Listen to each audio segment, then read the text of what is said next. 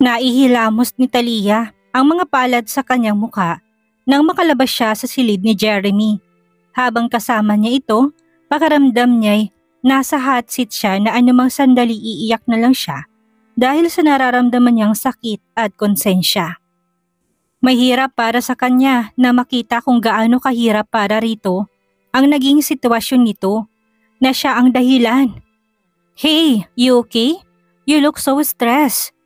Napapitlag siya nang marinig ang boses ng isang lalaki. Umayos siya ng tayot nagangat ng tingin dito. Kumunot ang noon niya nang tumambad sa kanya ang kasama ni Jeremy. Nang nakaraang araw, inalala niyang pangalan nito. "You're Hunter, right?" Tanong niya, ngumiti ito. Saglit itong yumuko habang nakapamulsa. "Oh, I'm glad you still recognize my name." Napakamot ito sa noo. "Okay ka lang ba talaga, Leah, right? Mukhang natikman mo kagad ang bagsik ni Jeremy ah." Alangan siyang ngumiti. Saglit siyang kumiling at bumuga ng hangin. "I'm fine, Hunter. Pinasok kong trabahong ito kaya handa ako sa mangyayari. It's my job to take care of him. Kahit gaano siya kabagsik o kasungit." Sambit pa niya. Sumeryosong mukha ni Hunter habang nanatili ang tingin sa kanya. "Sigurado ka ba sa pinasok mo? He's not the guy you're thinking he is. He's cold, heartless at wala siyang pakailam sa ibang tao. And do you think you can stand still with his attitude?" Natigilan siya. Alam niyang cold si Jeremy pero naniniwala siyang hindi to heartless dahil naramdaman din niya noon ang pag-aalaga at pag-aalala nito sa kanya. Ganun ba talaga kalaki ang pinagbago nito? Bumukas ang lungkot sa mukha niya kaya yumuko siya. "Hindi na ako aatras sa trabahong ito. I need this job at kahit gaano pa kabagsik si Sir Jeremy. Kahit sungitan at ipagtabuyan niya ako, I'll stay beside him. This is all I can do for him." Makahulugan niyang sambit. Kumunot ang noon ni Hunter. Kapag kuwanin na pangiti ito na may halong ngisi. "Well, good luck to your job. Kapag hindi mo na kaya, kapag pagod ka na, pwede ka namang mag-quit." Tinaasan pa siya nito ng kilay bago siya nito nilampasan at pumasok sa silid ni Jeremy. Naiwan siyang tahimik. Marami sana siyang gustong itanong kay Hunter dahil alam niyang kilala nito ang binata. Marami siyang gustong malaman sa lumipas na 7 taon. Nagpasya na rin siyang bumaba para tumulong sa ibang katulong doon sa paglilinis at pagluluto. "Naku Leah, hindi mo na kailangan tumulong dito dahil hindi naman itong trabaho mo sa mansyon. Si Sir Jeremy ang pagsilbihan mo." Pagtutol ni Mary sa kanya nang magpresenta siya. Ngumiti siya. "Okay lang po Ate Mary, nasa silid pa naman po si Sir Jeremy at kasama nito si Hunter. Kaya hindi po naman ako kailangan doon," giit niya. "Sige, ikaw ang bahala, pero hindi ka naman obligadong tumulong sa gawain dito sa mansyon. Sabi ni Madam, si Sir Jeremy lang daw ang dapat mong asikasuhin." Ngumiti lang siya kay Mary. Nagsimula na siyang tumulong sa pagluluto ng tanghalian. Hindi niya namalayan ng oras habang nandoon siya sa kusina. Okupado pa rin ni Jeremy ang isip niya. "Ate Mary, pwede po ba ako magtanong? Naalala ko po kasi sabi ni Madam na nandito ka na simula nang ipinanganak sa Sir Jeremy." Saglit siyang huminto para kumuha ng lakas ng loob. Ano pong buhay niya na bago ang aksidente? Marami siyang gustong itanong dahil noon wala siyang nalaman tungkol kay Jeremy at sa buhay nito. Bukod sa araw-araw nitong pamumuhay noon, nagangat ng tingin si Mary sa kanya. Saglit itong nag-isip. Dahil ba yan sa pagtrato niya sa'yo? Ngumiti ito, tumangulang siya. 7 taon na nakalipas simula na maaksidente si Sir Jeremy habang pauwi sa mansyon at doon nagbago ang lahat sa kanya. Pero bago ang aksidenteng yon, tinakda siyang ikasal ng kanyang ama sa isa sa anak ng business partner nito at dahil bata pa nun si Sir Jeremy at ayaw niya magpakasal, umalis siya ng mansyon. 6 na taon siyang hindi umuwi at noong nagkasakit ang ama niya at uuwi na sana siya, doon nangyari ang aksidente. Simula noon nagbago na si Sir Jeremy sa lahat. Maliban kay Madam at kay Hunter. Mahabang pagkukwento nito. Natigilan siya. Ang pagsulpot ni Jeremy sa buhay niya ay dahil sa pag-alis nito sa sarili nitong pamilya? Hindi niya namalayan ang ginagawa niyang paghiwa hanggang sa nahiwa niyang kanyang daliri dahil sa nawala siya sa sarili. Ouch! Daing niya. Mabilis niyang hinawakan ang daliri niya at pinasok yun sa kanyang bibig. Naramdaman niya ang luhang nasa gilid ng mga mata niya pero agad din niya yung pinigilan. Siya ang may kasalanan kung bakit naaksidente si Jeremy. Kung bakit nagmadali itong umalis at iwan siya dahil sa nalaman nito noon. Okay ka lang ba, Leah? Nag-aalalang tanong ni Mary. What's happening here? Naistatwa siya nang marinig ang boses ni Jeremy. Bumaling siya rito at nakita niya ito nakatayo malapit sa kanya. I'm fine, Ate Mary. Okay lang ako, taranta niya sabi. Bakit? Anong nangyari? Sir, nasugatan po kasi si Leah habang naghihiwa siya ng gulay. Pagtatapat ni Mary. Yumuko siya. Okay lang po ako, sir. Hindi niyo po kailangan mag-alala, segundo niya. Kumunot ang noo ni Jeremy. Sino nagsasabi nag-aalala ko? Don't assume that I care about you dahil hindi naman kita kilala. Bumuntong hininga ito at bahagyang kumiling. Put your hands up above your heart para humintong pagdurugo, sambit nito. Bago tumalikod at marahang naglakad palabas ng kusina. Bumalik ang alaala na nakaraan sa isip niya. Yun din ang sinabi ni Jeremy noong nahiwa ang daliri niya sa bahay nito 7 taon nang nakaraan. Naramdaman na lang niyan tumulo ang kanyang mga luha. Bahagya siyang kumiling para itago ang kanyang mga mata. Bakit nananabik siyang maramdaman ang pag-aalala nito sa kanya? Sige na, Leah, iwan mo na kami dito. Kaya na namin to, pagtataboy ni Mary sa kanya. Mabilis niyang pinahid ang luha sa pisngi niya at tinarap ito. Sige po, Ate Mary. Tumalikod na siya at lumabas ng silid. Nadatnan niya si Jeremy at Hunter na nasa sala. Lumapit siya sa mga to. Sir Jeremy, kung may kailangan po kayo. I don't need anything at kung may kailangan man ako. Kaya mo bang ibigay? Makahulugan itong sabi, natigilan siya at natulala sa sinabi nito. Don't ask me a question that you can't do. May answer dahil hindi mo gugustuhin ang gusto kong gawin mo. Hindi niya alam pero kinabahan siya sa mga tinura nito. Paano kung kilala na siya nito? Pero Sir Jeremy, I'm willing to do everything you want dahil yun ang trabaho ko. Giit niya kahit kabado siya. You're willing? Bakit? Dahil lang ba sa trabaho or you're hiding something? Balik nito. Mas natigilan siya sa narinig mula dito. Hindi niya maiwaksi ang isiping baka kilala na siya nito at nagpapanggap lamang ang binata. Alam mo, I don't trust easily, lalo't hindi kita kilala. Someone who's willing to do everything might want something from me. Dugtong nito. Napakurap siya sa narinig. Iniisip ba nitong may iba siyang habol sa binata? Nagmumukha ba siyang may hinahangad mula dito? I don't need something from you, sir. I'm just doing my job dahil ito naman talagang trabahong pinasok ko. Giit niya. Suminghap si Jeremy kapag kuway kumiling ito.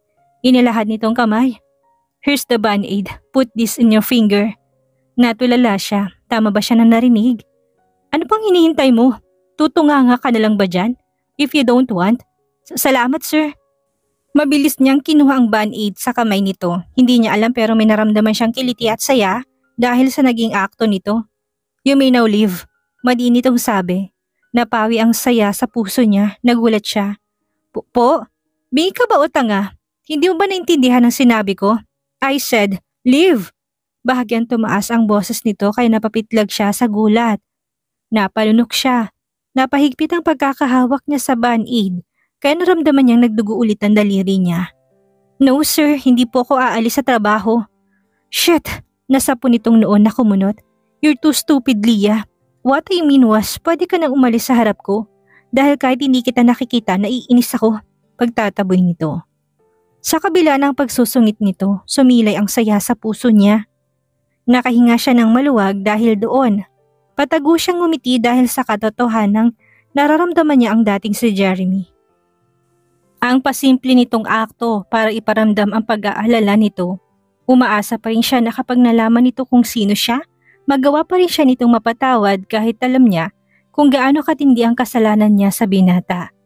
Pero paano kung malaman nitong tungkol kay Karim? Matatanggap ba nito ang anak nila o ipagtabuyan sila nito? Kung gusto mo, Leah, you can stay here para hindi hassle sa'yo ang pagpunta sa mansyon at pag-uwi.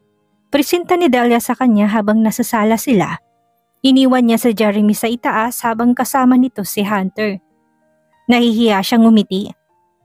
Hindi po maaari, madam, dahil hindi po sanay ang anak ko na hindi ako katabi sa gabi, dahilan niya na siyang totoo. Nasayin na kasi si Karim na nasa tabi siya nito at hinihelin niya. Oo nga pala no, Meron ka nga palang anak na naghihintay sa'yo pero okay lang ba sa'yo yung ganitong setup? Hindi ka ba napapagod? Tanong nito.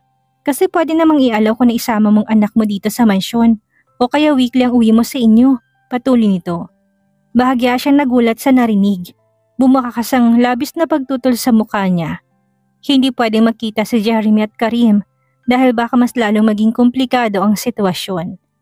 Hindi pa ngayon ang panahon para magkita ang mag-ama. Hindi na po madam, okay na po ko sa ganito, pagtanggi niya. Hindi ko po talaga kayang iwanan ng anak ko, ngumiti si Delia. Naintindihan ko naman Lia, pero kasi hindi ako palaging nasa bahay para bantayan ang anak ko kapag wala ka. Next week, I'm going to Cebu for business meeting at 3 araw ako mawawala at kailangan ka ng anak ko. Malungkot nitong sabi. Pwede kong dagdagan ng salary mo kung papayag ka magstay dito while I'm in Cebu. Kondisyon pa nito, hindi siya nakaimik kaagad. Trabaho niyang bantayan si Jeremy at pinangako rin niya sa sarili niya na handa siyang gawin lahat para alagaan ito hanggang sa makakita ito. Kahit sa ganung paraan lang, makabawi siya sa lahat na nagawa niya sa binata. Sige po madam, pagpayag niya. Alangan pa siyang ngumiti. Trabaho ko nga po palang alagaan at bantayan si Sir Jeremy. Aniya. Salamat Lia, nakangiti nitong sambit. Matapos nilang mag-usap, bumalik na rin siya sa silid ni Jeremy dahil kanina pa rin umalis si Hunter. Nadata niya nakaawang ang pinto ng silid nito. Dahan-dahan siyang makbang para hindi siya makagawa ng ingay. Sumilip siya doon at nakita niyang nakatayo si Jeremy habang hawak nitong stick. Base sa nakikita niya, sinusubukan nitong i-memorize at i-familiarize ang paligid para makagalaw ito doon nang maayos sa sarili nito. Hindi siya tuluyang pumasok sa silid. Pinagmasdan niya lang ang binata habang dama niya ang labis na lungkot sa puso niya. Muli na namang nabuhay ang matinding guilt sa damdamin niya. Kung kaya niya lang ibalik ang lahat, sana kaya pa niyang baguhin ang desisyon niya. Kung sana kaya niyang ibalik ang paningin nito, ginawa na niya. Natutup niya ang kanyang bibig nang mapaupo si Jeremy sa sahig dahil sa maling pagtapak nito. Bakas ang labis na frustration sa mukha nito. Inis nitong binato ang stick. Shit! Ayoko ng ganitong buhay! Puno ng hirap at tinanakit nitong sigaw. Marahas nitong naisuklay ang kamay sa buhok nito habang umiiyak. Shit! Shit! Sunod-sunod nitong mura habang sinasabunutan ng sarili. Naramdaman niyang pagtulo ng luha sa mga mata niya dahil sa nakikita niyang hirap na pinagdaanan ni Jeremy nang dahil sa kanya. Kung may kaya lang sana siyang gawin para pawiin yon, ginawa na niya. Dahan-dahan siyang lumapit sa binata. Gusto niya itong yakapin at i-comfort sa paraang alam niya na ibang tao siya sa harap nito. Nang makalapit siya rito, dahan-dahan siyang lumuhod sa sahig. Pinigilan niya humikpi at humagulhol. Kapag kuway marahan niya itong niyakap kaya natigilan to. Sino ka? Gulat nitong tanong. Agad itong lumayo sa kanya. You're not my mom. Tell me, sino ka? I am sorry. Ikaw? What are you doing here? I didn't ask you to go inside of my room. At hindi ba't sinabi ko na kapag papasok ka, tell your name? Galit nitong bulyaw sa kanya. I'm sorry Sir Jeremy. Alam ko pong mali ang pagpasok ko rito sa silid ninyo. Pero hayaan niyo po sana akong tulungan ka. Hayaan mo may taong umintindi sa sitwasyon mo at maging mga mata mo sa madilim mong mundo, Sir Jeremy. Nandito ako para magsilbing mga mata mo at gagabay sa'yo. Tutulungan kita, alalayan kita. Seryoso niyang sabi. Pinahid niya ang luha sa kanyang mga pisngi. Bahagya siyang kumiling, natigilan ng binata. Umiwas ito ng tingin sa kanya. I don't need your help. Hindi ko kailangan ng tulong sa kahit kanino. Dahil kaya ko sarili ko. Hindi ako mahina para iasang sarili ko sa iba. Para maging mga mata ko. 7 taon na ako nasa ganitong sitwasyon. At alam ko na ang dapat kong gawin. Without anyone's help. So please, leave me alone dahil hindi kita kailangan. Pasigaw nitong sabi. Hindi ko kailangan ng awa mula sa kahit kanino. Madiin pa nitong dagdag. Yumuko siya. Nakagat niya ang pang-ibabang labi. No, Sir Jeremy. You need someone who will help you to survive in this situation. Madilim ang mundo mo. Wala kang makitang liwanag. Then let me give you the light you wanna see, Sir Jeremy. Hayaan mo kung alalayan ka dyan sa mundo mo hanggang sa makita mo ulit ang liwanag na gusto mong makita. Giit niya na puno ng lungkot. Hindi ka ba marunong umintindi? Hanggang, "You're annoying, umalis ka na! Get out!" Sigaw nito at tumuro pa ito sa maling direksyon kung nasaan ang pinto. Umiling siya. Hindi ako aalis, Sir Jeremy, hanggat hindi niyo ko hinahayaan tulungan kayo. Mahirap bang tagapin na kahit minsan kailangan niyo rin ng tulong ng ibang tao? Hindi dahil mahina ka, kung hindi dahil may tao lang na handang tumulong para pagaanin ang hirap na nararamdaman mo. Malumanay niyang sabi. Yumuko si Jeremy pero agad ding nag-angat ng tingin sa kanya kahit hindi siya nito nakikita. Bakas ang inis at galit nito sa mukha. Bakit? Bakit mo to ginagawa? Bakit ganyan na lamang ang pag-aalala mo sa akin? Ang kagustuhan mong tulungan ako? Sino ka ba talaga ha? Anong kailangan mo sa akin? Sunod-sunod nitong tanong, napakurap siya. Napalunok pa siya, kasunod ng pagyuko niya. Dahil gusto kong tulungan kayo, Sir Jeremy. Dahil nakikita kong hirap na pinagdaanan mo and I want to give some hope for you to fight. Sagot niya, umiling si Jeremy. If you think you're gonna make it, nagkakamali ka, Leah. Dahil hindi ko ibibigay sa yung gusto mong mangyari. Makahulugan itong sabi. Gumalaw si Jeremy. Nagsimula itong mga pa sa paligid at nahawakan nito ang side table doon. Ginamit yun ng binata. Hawakan para makatayo habang nababahala siyang nakatingin dito. Dahil baka ito matumba. Tumayo siya sa pagkakaupot kaagad pumesto sa likod ni Jeremy. Para humanda sakaling matumba ito. Alertong paningin niya. Sa ayaw at sa gusto mo, Sir Jeremy, gagawin kong trabaho ko. Naalagaan at tulungan ka. Muli niya sabi.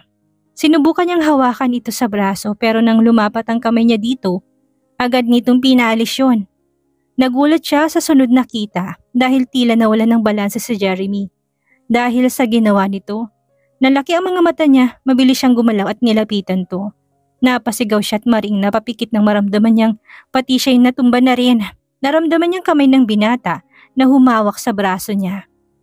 Hindi niya alam kung saan sila babagsak pero imbis na sa matigas na sahig, bumagsak sila sa kama ni Jeremy. Napailalim ang binata pero ang mas ikinagulat niya, bumagsak ang mga labi niya sa labi nito. Hindi siya nakagalaw dahil sa labis na gulat. Naramdaman niya ang mabilis na tibok ng puso niya. Maging si Jeremy ganun din ang reaksyon. Idagdag pa ang kakaibang pakiramdam na hatid ng paglapat ng kanilang mga katawan. Nangihina siya. Nang mapagtanto niya ang posisyon nila, napakurap siya ng ilang beses. Agad niyang tinikal ang labi niya sa binata at umalis sa ibabaw nito. Nasa po niya ang kanyang mga labi. What the heck? I'm sorry, Sir Jeremy. Hindi ko po sinasadya. I just really want to help you. Agad niyang paliwanag. Tumayo sa pagkakahiga si Jeremy at umiwas sa kanya ng tingin. At sa tingin mo nakatulong ka? Mahinahon pero dama doon ang galit at inis. Marahas nitong pinahid ang labi na tila ba nandidiri sa kanyang mga labi. Leave. Mahina nitong utos. I'm sorry. I said leave. Bulyaw nito sa kanya. Napapitlag siya at napakurap. Oo po. Mabilis siyang tumakbo palabas ng silid ni Jeremy dahil ang halo-haling emosyong naramdaman niya. Hindi siya makapaniwalang naglapat ang mga labi nila ng binata. Pero bakit may nakapa siyang saya sa puso niya? May pananabik na napunan doon. Bakit hanggang ngayon may epekto pa rin si Jeremy sa kanya? Kuya told me about your new job, Leah. Simula ni Bianca habang nasa labas sila dahil inaya siya nito magkape sa malapit na coffee shop. Alam mo, masyado siya nag-aalala for you. He really wants you to stop from working as a caregiver pero wala siyang magawa dahil ito naman ang gusto mo. Pag-amin nito. Umiwas siya ng tingin sa kaibigan at bumaling sa kapeng nasa harap niya. I feel sorry for Alex, Bianca, dahil alam kong gusto niya lang akong tulungan. Pero gusto kong gawin ito hindi dahil may pride ako. Kung hindi dahil ito lang ang magagawa ko, seryoso niyang turan. Kumunot ang noo ni Bianca matapos nitong humigop sa kape. Eto lang ang magagawa mo? You can do anything, Leah. Pwede ka sa kumpanya ni Kuya. He will give you the best job for you. Bumuntong hininga siya. I know, Bianca, at yun ang hindi ko gusto. Ayaw kong pumasok sa kumpanya ni Alex because of him. At hindi dahil sa sarili kong kakayahan. Ayaw ko maging unfair sa iba na dahil girlfriend niya ako. Kaya ako nakapasok doon, dahilan niya. Isa pa, hindi lang isang trabaho para sa akin ang ginagawa ko ngayon. It's my responsibility to take care of him. Umiwas siya ng tingin. What? Responsibility? Hindi mo nga kilala yung inaalagaan mo, di ba? He's a blind billionaire at wala naman siyang kinalaman sa'yo para maging responsibility mo ang pag-aalaga sa kanya. Natatawang komento nito. Humarap siya sa kaibigan. Paano kung kilala ko siya? Na ako ang dahilan kung bakit siya nabulag? Malungkot niyang tanong, natigilan si Bianca. Napaawang ang bibig nito. What? Wait, Leah, naguguluhan ako sa sinasabi mo. How come that you know him? Hindi makapaniwala ang tanong nito. 7 taon na nakalipas, Bianca. 7 taon simula na umalis si Kuya Jeremy dahil sa nalaman niya. I was mad. Galit na galit ako sa kanya noon. But now, I realized na dapat pala siya ang magalit sa akin dahil sinira kong buhay niya. Naramdaman na naman niya ang panunubig ng mga mata niya. Nanlaki naman ang mapupungay na mata ni Bianca, hindi agad ito nakapagsalita sa mga narinig mula sa kanya. Iibig mo sabihin, ang bulag na inaalagaan mo si Kuya Jeremy? Kapag kaway natutup nito ang bibig dahil sa gulat. OMG, Leah! Tumango siya. Nakagat niya pang ibabang labit bahagyan tumingala para pigilan ang luha. Hindi ko rin to inaasahan, Bianca. Dahil sa loob ng 7 taon, pinilit ko siyang kalimutan sa pamamagitan ng galit ko pero marahil nakatakda itong mangyari. Para malaman ko resulta ng pagkakamaling nagawa ko noon. He's struggling for 7 years dahil sa akin, Bianca. At sa pamamagitan ng pag-aalaga ko sa kanya, gusto kong makabawi. Gusto kong bawasan yung matinding bigat sa loob ko. Hindi na niya napigilan pang maiyak. Paano mo nasabing ikaw ang dahilan ng pagkabulag niya? Dahil ng gabing marinig niya ang gusto mangyari ng pamilya ko, umalis siya dahil sa galit at naaksidente siya ng araw na yon na naging dahilan ng pagkabulag niya, pagtatapat niya. Halos hindi makagalaw si Bianca. Paano mo siya pagsisilbihan dahil malamang galit na galit siya sa'yo? Paano si Karim? Sunod-sunod nitong tanong, pinahid niya ang luha sa kanyang pisngi. He's different now, Bianca. Wala na siyang pakialam sa mga tao sa paligid niya. He never asked me about my personal life. Bumuntong hininga siya. Ang tungkol kay Karim, wala pa akong balak ipaalamin sa kanya. Paano si Kuya? Alam na ba niya? Sumeryosong mukha niya nang maalala ang nobyo. Bumakas ang pakikiusap sa kanyang mukha. Bianca, please, nakikiusap ako sa'yo. Huwag mo muna sabihin kay Alex ang tungkol dito. Ayaw ko malaman niya na nakita ulit kami ni Kuya Jeremy dahil ayaw kong mag-away kami. Bumuntong hininga si Bianca. Sige, gagawin kong gusto mo pero sana hindi ito maging dahilan para iwan mo si Kuya Alex. Leah, alam natin na labis ang pagmamahal mo kay Kuya Jeremy noon at hindi malamang maramdaman mo ulit yon. Lalo't sa sitwasyon niya, komento nito. Natigilan siya ng bahagya, saka kumiling. Hindi na pagmamahal ang nararamdaman ko sa kanya kung hindi awa at konsensya. Okay ka lang ba talaga sa trabaho mo, Tal? Lately kasi napapansin kong palagi kang tahimik. Puna ni Alex sa kanya habang sakay siya sa sasakyan nito. Katatapos lang nilang ihatid si Karim sa school at ihatid naman siya nito sa bahay ng mga Rosales. Humarap siya rito at ngumiti. Okay lang ako, Alex. Medyo hindi na lang ata ako sanay sa ganitong trabaho pero kaya ko naman. Aniya, ngumiti siya na may assurance. Sigurado ka ba kung hindi mo na kaya? Sabihin mo sa akin, nandito pa rin ang offer ko na magtrabaho ka sa kumpanya. Nag-aalala pa rin itong sabi. Hinawakan niyang kamay nito at simpleng ngumiti. Thank you, Alex, sa offer at sa pag-aalala mo sa akin pero kaya ko naman. Kakayanin ko. Yumuko siya saglit. Alex, kung dumating man sa puntong pakaramdam mo nawawalan ako sa ng oras, sabihin mo sa akin ha. Ayaw ko maging dahilan ng pagtatalo natin ng trabaho ko. Gusto ko magtiwala ka sa akin. Pakiusap niya. Lumingon na saglit sa kanya si Alex na bakas ang pagtataka sa muka. Nagmamaneho kasi ang binata kaya hindi to pwedeng tumingin sa kanya ng matagal. You acting strange today, Tal. May problema ba? If you have something on your mind, kung may problema o nahihirapan ka, sabihin mo sa akin, okay? Nandito lang ako para intindihin ka.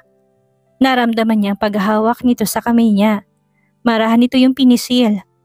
Alam mo kung gaano kita kamahal at buong tiwalang binigay ko sa'yo. Ngumiti siya at bahagyang yumuko.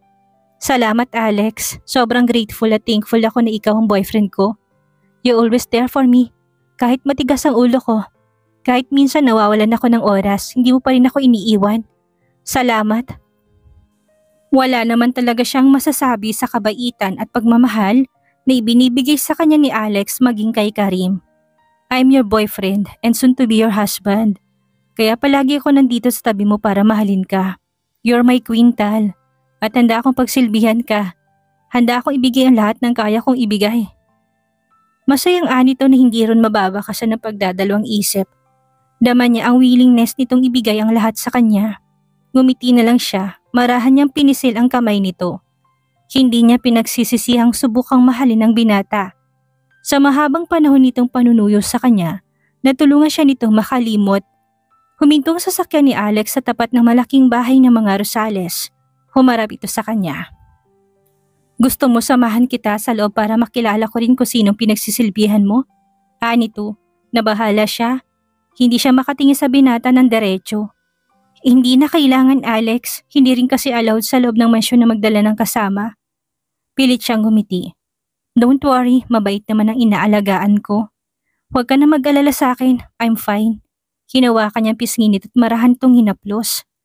Magtiwala ka lang palagi sa akin, Alex, dahil kailangan ko yon. Marahan at makahulugan niyang turan. Lumapit pa siya sa binata at kapag kuwan ay masuyot tong hinalikan sa labi. Pumikit siya pero si Jeremy lang ang nakita niya kaya mabilis siyang humiwalay kay Alex. Naalala niya aksidenteng halik na nangyari sa kanilang dalawa. Ngumiti si Alex.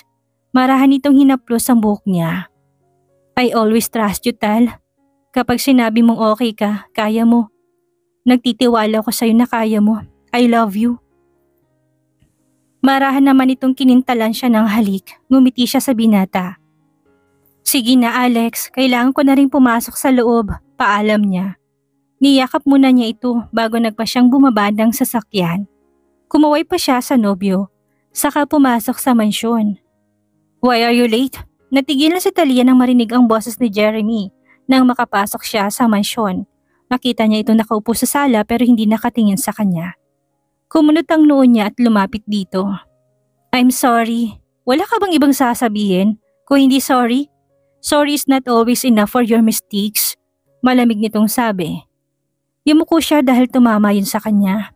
Totoo naman ang sinabi nito, hindi sapat ang paulit-ulit niyang paghingi ng tawad sa lahat ng kasalanang nagawa niya sa binata. Alam kong hindi sapat ang paulit-ulit na sorry.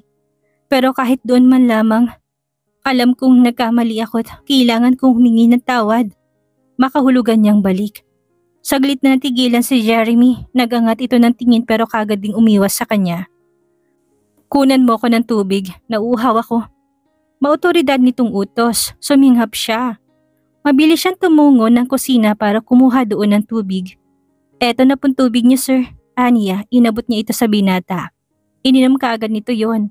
Pero ngumuwi ito. Why, it's cold. Warm water ang kailangan ko. Galit nitong sabi. I'm sore. Sige po, sir. Kinuha niya ang baso at tarantang bumalik ng kusina para kumuha ng warm water. Shit, hindi ka pa marunong makiramdam ng warm at hot? Balak mo bang lutuin ang dila ko? Galit na naman itong bulyaw nang uminom ito. Kinabahan siya sa galit ng binata. Mainit ba yon? Pakiramdam nga niya ibahagyan na lang ang init nun. Sorry, sir. Stop saying sorry. Umalis ka na nga sa harap ko. Alis! Pagtataboy nito, yumuko siya. Kinagat niya ang pang-ibabang labi para pigilan ang pag-iyak niya. Pilit niya pinalalakas ang kanyang loob. Kailangan niyang magtiis para sa binata dahil yun lang ang magagawa niya para makabawi sa lahat ng kasalanan niya rito. May alam na kaya si Jeremy tungkol sa tagapag-alaga niya? Ano ang gagawin ng binata kapag nalaman niya ang tungkol sa anak niyang si Karim? Yan ang ating aalamin sa susunod nating kabanata.